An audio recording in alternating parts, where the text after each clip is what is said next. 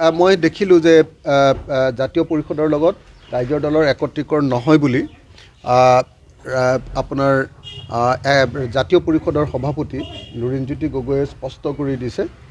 গতিকে আমি বিচাৰিছিলোঁ একত্ৰীকৰণটো, কিন্তু লুৰিণজ্যোতি গগৈয়ে কৈছে যে একত্ৰীকৰণ নহয়, তেওঁলোকৰ লগত আমাৰ আদৰ্শগত পাৰ্থক্য আছে বুলি কৈছে। গতিকে সেইটো তেনেকৈ থাকিবলৈ দিয়ক। যদিও একত্ৰীকৰণ নহয়, আমি ভাবোঁ যে আমি এই মুহূৰ্তত বিজেপিক পৰাভূত কৰিবৰ কাৰণে সকলো আঞ্চলিক দল ঐক্যমঞ্চত আহিব লাগে, সেইটো গুৰুত্বপূৰ্ণ বুলি মই ভাবোঁ। মই দেখিলোঁ যে জাতীয় পৰিষদৰ লগত ৰাইজৰ দলৰ একত্ৰীকৰণ নহয় বুলি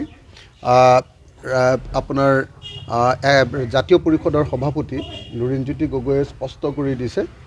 গতিকে আমি বিচাৰিছিলোঁ একত্ৰীকৰণটো, কিন্তু লুৰিণজ্যোতি গগৈয়ে কৈছে যে একত্ৰীকৰণ নহয়, তেওঁলোকৰ লগত আমাৰ আদৰ্শগত পাৰ্থক্য আছে বুলি কৈছে। গতিকে সেইটো তেনেকৈ থাকিবলৈ দিয়ক।